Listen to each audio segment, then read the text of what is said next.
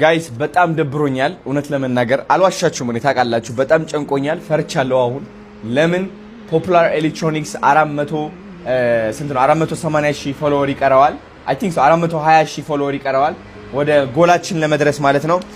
የቀረን ሰዓታት ደግሞ 3 እስከ 4 ሰዓት ነው ሁለት ቀን ሊሞላ ማለት ነው ቻሌንጁ ከተቀበልኩበት ቀን ጀምሮ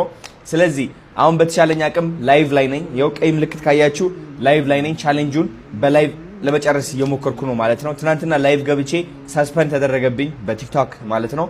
ፌክ ኢንጌጅመንት እየተጠቀምክ ነው ብለው እና ጋይስ let's do this man 1 ሚሊዮን እናድርሰውና መኪናውን